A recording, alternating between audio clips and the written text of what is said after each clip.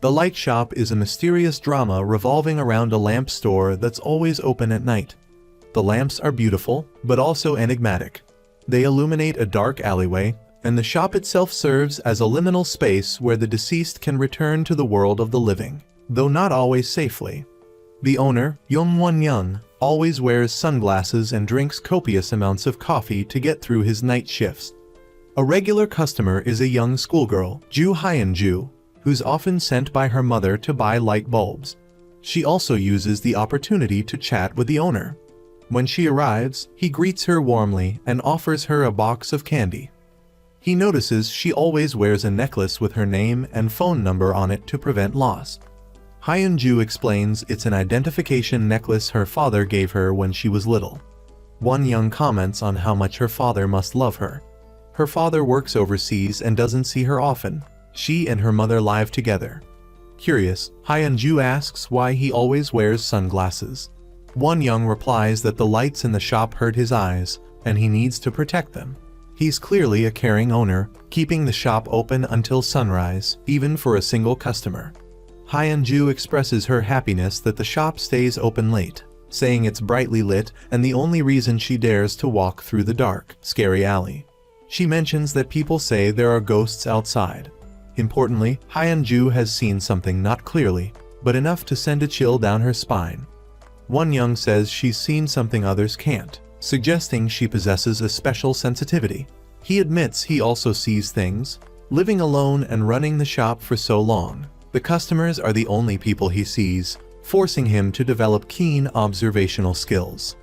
He explains that most nighttime visitors are ordinary, but some are unusual, masters of deception, requiring careful scrutiny to reveal their true nature. There's always a tell, a subtle clue, something nuanced. He advises Hyun-ju to pretend she doesn't see them. As it gets late, Won Young urges her to go home, giving her a battery-powered, crank-operated lantern to ward off the ghosts she'd mentioned. He carefully stores the paper bows she folds after eating the candy. The candy wrapper collection is quite substantial. Returning to the story of the ghosts, a girl with long, flowing hair and a white dress, a classic ghost figure from folklore, appears outside the light shop but leaves. Perhaps she still has unfinished business in the mortal world. At the bus stop, Ajun is returning home after a tiring day at work. He encounters a girl with loose hair sitting on a bench, seemingly waiting for someone. He doesn't pay much attention. The second day, he's startled to see her still there. The same thing happens on the third day. Ajun decides to approach her, curious about why she's waiting there for so long. Because it's late, he suggests she take a taxi instead of waiting. Learning that she's lost her phone, he lends her his. She asks if he doesn't remember her, and he's flustered. He says it's late and he needs to go home. The next day, he finds her sitting alone in the rain, causing him great concern. He considers sharing his umbrella, but she says strange things. Finally, she asks to stay at his place to get warm. He's stunned by her bold request, but before he can answer, she grabs her suitcase and leaves. Back home, Ajun feels an inexplicable chill, attempting to turn on a light but stopped by the girl, who enters the house just as the door slams shut. The scene shifts to a newly renovated university hospital. The head nurse on duty sees a fleeting shadow and uses eye drops. The doctor attributes it to visual symptoms, floaters like threads or cobwebs, darkness or dark clouds, but the cause remains unknown. Nurses report strange noises since moving into the emergency room. After 3 exhausting shifts, they decide to go eat ramen to recharge, leaving the monitors unattended. Young Jai volunteers to stay behind, as she's responsible for the emergency room. While watching the monitors, an elderly man enters, and she tries to explain that he can't enter without permission. He only asks for the location of the morgue. Simultaneously, a monitor alarm sounds. Young Jai rushes to check and discovers a breathing tube has inexplicably fallen out. She quickly intervenes, saving the patient. When she turns around, the old man has vanished. At home, an elderly man, despite multiple blankets, can't sleep due to incessant barking. He angrily shouts at the dog's owner to muzzle the animal. Later, he arrives at the light shop, looking around as if searching for something. Won Young asks if he needs help, but the man only gives him a fleeting, suspicious glance before leaving. Business continues as usual. A seemingly ordinary woman buys a lamp, mentioning she hadn't noticed the shop during the day. Then, the cold man from earlier enters, curiously touching a lamp until Won Young stops him.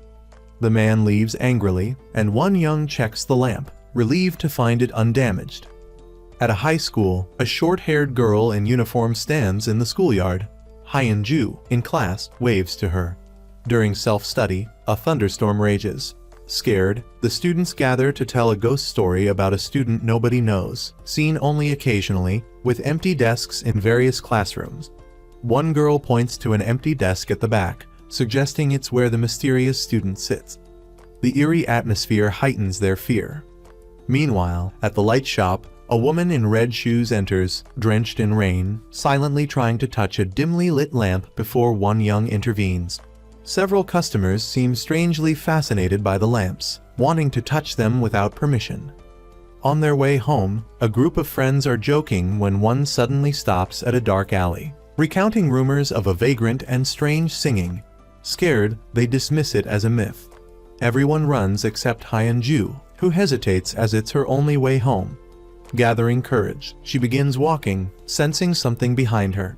She sees a dark shadow and runs to the light shop leading back to the beginning of the film. Returning to Ajun and the girl at the bus stop, he awkwardly offers her a handkerchief. As she wipes herself, her gaze is sharp, and Ajun notices her fingernails are oddly reversed when she returns the handkerchief. Remembering the tapping sound from the bus bench, he steps outside, only to see her toss down her suitcase, slowly unlocking it with a cold gaze. She reveals a set of sharp tools, selecting a large knife. At the light shop, Won Young's face appears older and lined. Hyun-ju returns home to find that she's Ajun's neighbor. She sees a woman with loose hair dragging a heavy suitcase. Out of politeness, Hyun-ju bows, causing the woman to stop. A few drops of blood fall from the suitcase, implying that she may have put Ajun inside, taking him away from the bustling city. The next day, the girl in the yellow dress went to see the new house. What impressed her most was the strangely installed incandescent light fixture on the ceiling. The landlord kept saying it was fine, just needing a little fixing. He touted the high water pressure, but Sun Hee only paid attention to the strange window. The landlord explained there was a road just outside, and the iron bars were there for the safety of young women. He insisted the lock was secure, and pressured her to sign the contract to receive the key, though he added she should probably change the locks anyway, all new tenants do that. He used all his sales skills to convince her to rent the place, emphasizing it was within her budget. She liked quiet places, and he assured her the surrounding houses were empty, making it incredibly quiet. He repeatedly mentioned the quietness and low price to close the deal. Suddenly, Sun Hee noticed a locked room. He said it was unfinished and unusable, which was why the deposit was so low. He added that if anything felt wrong, she could just leave. There were 2 other rooms. Seeing her hesitation, he offered the option of an apartment or this cheap 2-bedroom house. Sun Hee hated apartments because of noisy neighbors, something a normal person wouldn't choose, but she was unconventional and moved in immediately. After moving her belongings, Sun Hee thoroughly cleaned the place. The bathroom, bed, utensils, kitchen, and shoes were all meticulously organized, mirroring the words, "My beloved home," on the rug. She carefully hung a curtain over the mysterious locked room, then turned off the lights and prepared to rest. Outside, she heard a high school student singing. The boy had to walk through a pitch-black alley to get home, so he hummed to overcome his fear, only relaxing once he reached a well-lit area. Sun Hee fell asleep after finishing her work, unaware that her roommate had quietly turned off the lights for her. The next day, it rained. Jae Woong, the high school student, stood before the alley, lamenting that the rain made it even scarier. Inside, Sun Hee was reading when the lights suddenly went out 1, then 2, plunging the house into darkness. She checked the circuit breaker, but couldn't restore power. Unbeknownst to her, a shadowy figure outside was silently watching her every move. Back at the hospital, after the doctor completed a checkup, a patient in the next bed suddenly yelled at someone. The head nurse explained he was an alcoholic whose behavior was disrupting other patients. The doctor said they would move him once his condition improved. Working here wasn't easy, too many patients and not enough nurses, and nobody wanted to work in the special care unit. The doctor went outside to speak with the patient's guardian, assuring them he would do his best.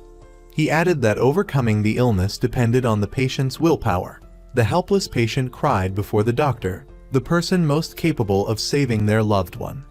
Sun Hee was drying her hair when she felt someone watching her. Simultaneously, outside, Jai Woong hummed a song as he walked through the alley. Sun Hee sighed. Again, her peaceful workspace was disrupted. Frustrated, she shut down her computer, and at the same time, the house lights went out, leaving only the mysterious room illuminated. Curious, Sun Hee approached and peered through the crack in the door, but saw nothing. She decided to open it. It wasn't as difficult as she expected. At the hospital, young Jai desperately went to the restroom, overwhelmed by the complaints from the patient's family. She locked herself in the room to sigh, but found no escape. There was a knock at the door. A woman asked, "You said it depends on the patient's will to live." Young Jai confirmed she was the patient's guardian, then apologized, saying, "We're doing everything we can to save the patient." The guardian countered, "But what about willpower? If someone's unconscious, how can they find the will to live?" Young Jai helplessly recounted her own accident, how she was found unconscious at the scene, and how the doctor had said something similar to her mother. She reiterated that the patient's will was crucial. Young Jai's mother was distressed. She didn't understand but had to believe, as there was no other choice. Soon after, young Jai woke up, still unsure how to escape that state. Her mother said she prayed for her daughter every day, hoping to instill the will to overcome the hardship, a reason why young Jai survived. Young Jai apologized for her own ignorance as a nurse. How could someone have a will when unconscious? Where could they find it? She couldn't answer, could only wait and do what she could. She confided in the stranger, comforting herself. Suddenly, the stranger pounded on the door, asking what young Jai was trying to do. Young Jai replied, "What else can I do?" The woman furiously pounded the door, venting her anger. She screamed, "You have to save him. I don't care what you do, just save him." The surrounding lights flickered out. Suddenly, someone called young Jai's name. She opened her eyes, and everything was back to normal. Young Jai couldn't believe what she'd experienced: a nightmare, a hallucination brought on by work stress, or the trauma of her childhood. She didn't know. Back at her house, Sun Hee entered her room and switched off the light, causing the high school boy outside to jump. Sun Hee opened the door and asked, "Are you the one singing in the alley every night? Why are you singing and pacing back and forth?" The boy, terrified, fled. She hadn't expected her words to cause such fear. The scene shifts to a classroom. School was over, but Hyun-ju's classmate was still asleep, begging for 10 more minutes. Hyun-ju gave up and went home. In the familiar alley, she noticed something unusual. Using the flashlight her uncle gave her, she saw someone wearing red shoes. She approached and invited the person to walk together. After a brief greeting, Hyun-ju mentioned she was going to the lighting store. On the way, the person's hair fell onto Hyun-ju. Hyun-ju remembered her uncle's warning. If you encounter one of them, don't look at them. Suddenly, the woman's ankle dislocated with a cracking sound. The woman grew taller, exceeding the umbrella's coverage.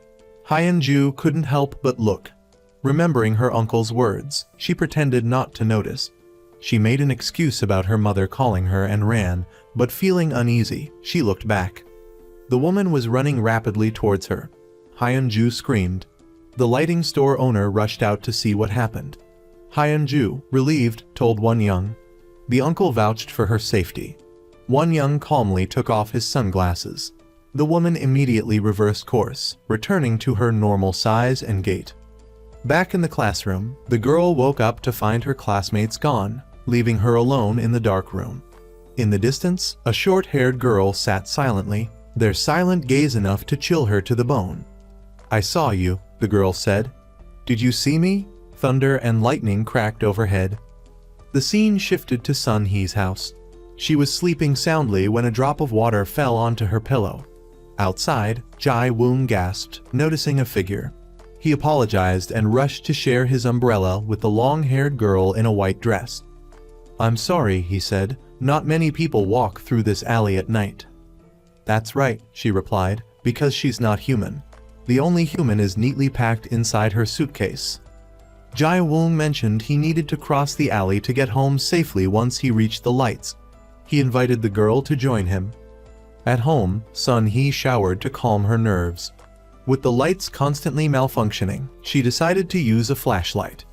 After her shower, she discovered a clump of hair in the drain, something that had never happened before. Suddenly, a shadow flickered past. Sun Hee used her dim flashlight to follow it. With a thud, the bedroom door slammed shut strangely. The light in the mysterious room flickered on. Jai Woong approached Sun Hee's house, muttering curses. "This place is always dark," he grumbled, "but now these windows are lit up." He tried to peek inside, thinking someone new had moved in. Then the lights went out, and a window opened. A girl scolded him for his singing, but significantly, someone else stood behind her, placing a hand on her shoulder. He asked if they were together. They were. Meanwhile, Sun Hee approached the brightly lit room. The back door opened, and she looked into a mirror. A shadowy figure was visible. It turned out that her roommate had been there all along, showering with her, silently turning off the lights when she dozed off, and even secretly splitting the rent. That was why the lights kept failing. The entity needed darkness to hide. Somehow, it was sharing the house with Sun Hee, and now wanted to communicate. Outside, the long-haired girl mused. "I wonder if those two know each other." She tried to enter, but Jai Woong stopped her. He noticed her fingers were bent backward, and terrified, he fell. His legs twisted uncontrollably. He struggled to crawl away from the eerie place. Inside, Sun Hee tried to open the door, but couldn't. She frantically used a hammer to break it down. Outside, Jai Woong frantically ran several blocks, but eventually returned to the familiar house. Both desperately pleaded for help. Sun Hee heard the boys' desperate pleas, feeling helpless. Back at the lighting store, the long-haired girl dragged a suitcase. She looked at the light bulbs, stopping at a flickering one. "Maybe the owner knows what this is," she said. One young offered his help. Just then, a man in a raincoat entered the store, identifying himself as a police officer. A month ago, in a villa complex, a woman was inside her home when she suddenly heard a noise at the door. Frightened, she turned off all the lights and slowly went to investigate. Hearing nothing, she turned back. Suddenly, someone tried to open the door using the keypad. Terrified, the woman yelled, cursing at the intruder. She shouted that they were finished, that she didn't want to see him again, and that the bastard should leave because she was calling the police. She pounded on the door, demanding he stay away, calling him a son of a bitch. When things quieted down outside, the woman cautiously opened the door a crack to peek out. Suddenly, the intruder appeared, grabbed her, and threw her from the balcony. She died instantly. Later, a terrified man named Min Soo made his way to a bus stop. As he sat on the bus, a man appeared, causing him to try and hide. The man was Detective Sung Sik, who then asked everyone to exit the bus. The detective spotted his target at the back of the bus and calmly approached him. Sung Sik pointed out that the windows didn't open for a reason. They couldn't be opened on the highway because it was too dangerous. He asked Min Soo to consider what people would do in case of a fire. He then mentioned that everyone knew about the woman who had died in the villa in Chinho district. She lived alone on the 3rd floor and had died from smoke inhalation due to a fire. It was arson, and he, Min Soo, was responsible. Knowing he was caught, Min Soo simply smiled. Suddenly, terrified, he saw the ghost of the woman he had just killed. The police arrived and arrested Min Soo, taking him to the station. However, Detective Sung Sik forgot to read him his Miranda rights. The next morning at the police station, Detective Dong Seol finished the Chinho Villa fire case. Detective Sung Sik sat trying to fill his lighter with fluid, but it wouldn't light. Frustrated, he slumped back in his chair. Suddenly, a subordinate arrived to report the death of an elderly man in Amsa district. According to a witness, the man had been present at the scene, so the subordinate had called him in. But the whole incident was an accident. The medical examiner confirmed that the man had died of a sudden stroke. That night, Detective Sung Sik walked down a deserted street. He tried to light a cigarette, but his lighter still wouldn't work. He went to the scene of the old man's death. Noticing the young officer guarding the gate had removed a mole from his face, Sung-sik commented on it. The young officer was surprised he remembered such a small detail, as they had only met once during the previous case. His colleague explained that Sung-sik was famous for his sharp eyes and exceptional memory. He could remember faces and recall even the smallest details. If something caught his eye, it meant the case wasn't truly closed, and Sung-sik wouldn't stop until it was resolved. His arrest rate was incredibly high, but his clearance rate was remarkably low. Entering the house, Sung-sik grumbled about having to work so late. After examining the scene, the police suspected the cause of death was sudden cardiac arrest. The old man's wife had passed away years ago, and his children lived abroad, leaving him alone. Sung-sik questioned the peaceful expression on the victim's face, pointing out that a heart attack usually involved groaning and clutching the chest in pain. The police suggested the possibility of a terminal lucidity, a period of heightened activity before death. However, they maintained their theory of a heart attack, as the victim was on heart medication. Checking the old man's phone, Sung-sik discovered calls to his son and grandchild made just before his death. This seemed unlikely in the case of a sudden heart attack. Suicide usually involved planning. Returning home to his cold apartment, Sung-sik found himself haunted by memories of his late wife.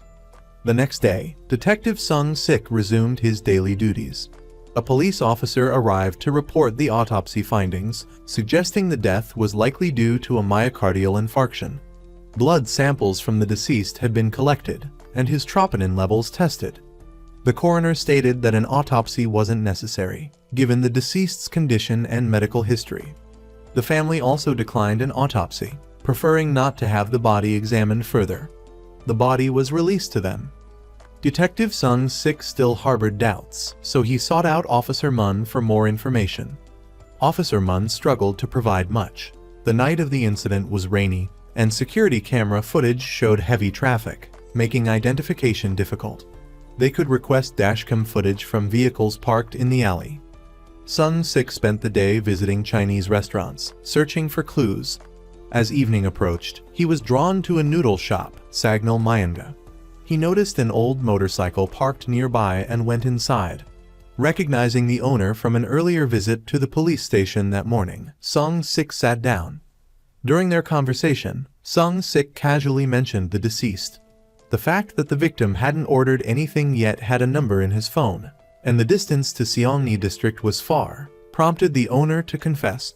He blurted out that the distance meant the black bean noodles would become soggy, a remark that surprised Sung-sik, who hadn't mentioned what the victim had eaten. Although the death had been ruled natural, Sung-sik remained suspicious. The victim's peaceful expression seemed unnatural. He wondered what had actually happened. The crime scene revealed the first clue. The victim was right-handed, yet the motorbike's controls were on the left. Sung-sik deduced someone had been there and left. Black stains he found were identified as spilled black bean noodles. Kim Sang-hoon, the shop owner, however, didn't understand and felt insulted by Sung-sik's implication. Lacking concrete evidence, Sung-sik paid and left. The next day, Sung-sik continued his investigation into Sang-hoon. That evening, in a narrow alley, he witnessed a woman fleeing a pursuer. Sung-sik intervened, tackling and beating the man. Removing his hat, Sung-sik recognized him as Sang-hoon. Sang-hoon was shocked that Sung-sik had also seen the woman, who then slowly stood up, revealing herself as a corpse, a fact that stunned Sung-sik. Sang-hoon commented on Sung-sik's sharp eyes, remarking that if she were alive, she couldn't be human. Sang-hoon frantically tried to escape, seemingly hiding something. Sung-sik caught him again, noticing Sang-hoon's eyes undergoing a horrifying transformation. The scene shifted to a brightly lit shop at night. Sung-sik burst in, describing the suspect, a man in his 30s, 6 feet tall, short hair. He'd lost him in this area because it was the only place open. A soaking wet woman suddenly wheeled a suitcase out, revealing bloodstains beneath it. Sung-sik did nothing but give her his raincoat and let her leave. Later, a young girl, Hyun-ju, rushed in to buy a light bulb, but Won-young sent her home as her mother was waiting. Sung-sik found himself inexplicably drawn to this peculiar shop, unusually bright with numerous lights. A flickering light, resembling a firefly, made him question his vision. Won Young denied any involvement with the shop. The scene shifts to a local emergency medical center. Mr. H. Wang, newly arrived at work, has his subordinates prepare the equipment. Seok Hui discovers a flaw in a coffin, but they have no replacements. He reluctantly instructs her to prepare the body and place it in the morgue. Suddenly, while preparing the deceased, she hears a noise and becomes frightened. Mr. H. Wang dismisses it as gas escaping from the body, saying, "The victim is deceased, but the body is still a person.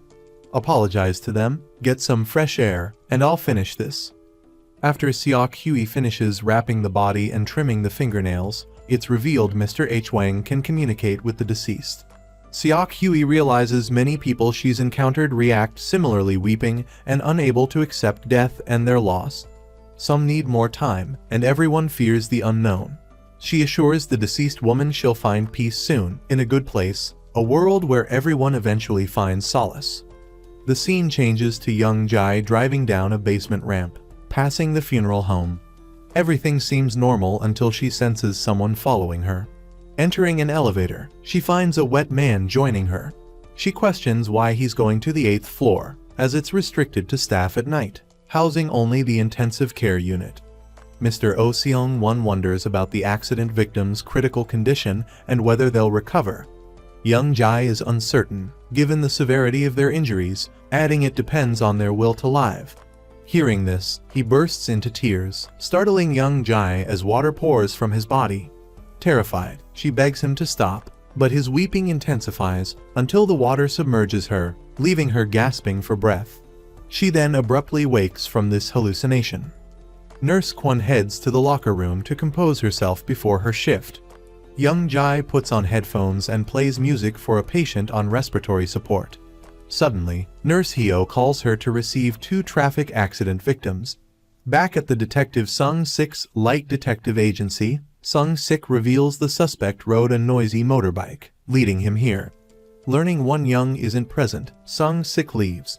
The owner believes this is the only establishment open at this hour, speculating the person he's searching for might visit. Young Jai questions why there's only 1 victim when she was told 2 arrived. Nurse Hyo explains 1 is in worse condition. They're out of IQ beds, so he's in room 1. The nurses express their exhaustion and frustration over the increasing number of accident victims. That night, Hyun-ju encounters Jae Young on the street. Hyun-ju knows Jae Young saw her, having briefly greeted her on the stairs. However, Jae Young repeatedly asks about buying lamps. After learning the result, she lets Jae Young leave, but with a mysterious, lingering gaze. At the hospital, Nurse Kwon escorts an alcoholic patient to a shared IQ room. She urges him to quit drinking, warning of liver failure and death. The patient rambles incoherently, seemingly conversing with someone, prompting Nurse Kwon to wonder if he sees someone.